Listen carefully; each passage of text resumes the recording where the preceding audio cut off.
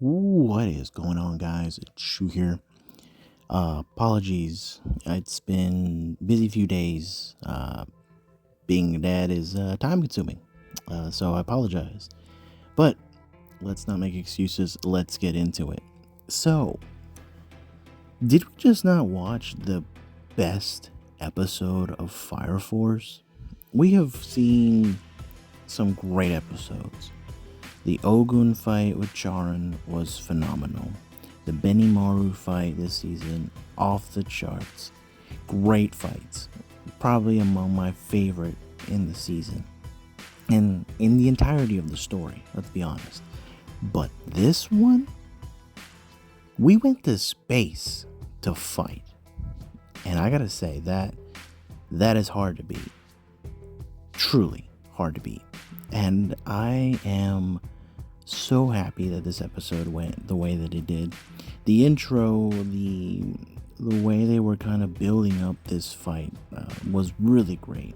I absolutely love the fact that we got to see Arthur and Dragon, both have have their stories and how both of them kind of especially with Dragon, we see him, his backstory, how he actually was, a regular person that survived the Great Cataclysm, that was bored.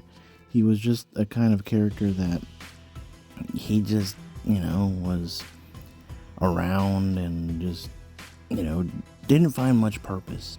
And it isn't until he meets Fairy that gives him, the possibility to be more. And again, this guy has been living for a long time.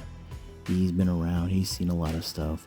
And he just kind of, I want to say he lost purposes. He lost his joy in life. And now what he has is, the abilities that he has now thanks to joining the White Clad and all that stuff. But he's just been someone that's just kind of not really living, just kind of surviving. And he's honestly a really badass character. And I love it because during this fight, we start seeing both of them taking it seriously. No one is underestimating the other. And I gotta say, that's just respect. Respect to your opponent.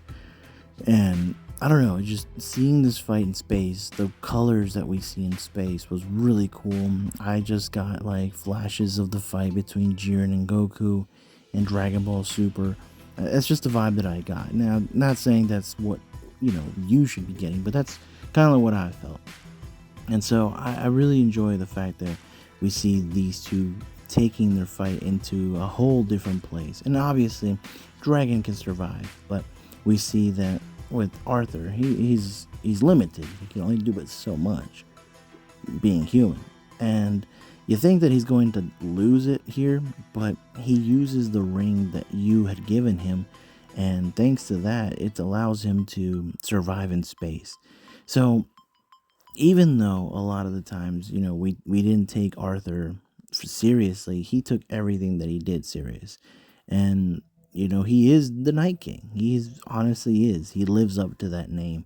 And just when you think he's going to actually lose it, he actually comes back using this ring, and the new round initiates between these two. And I love it because they respected each other.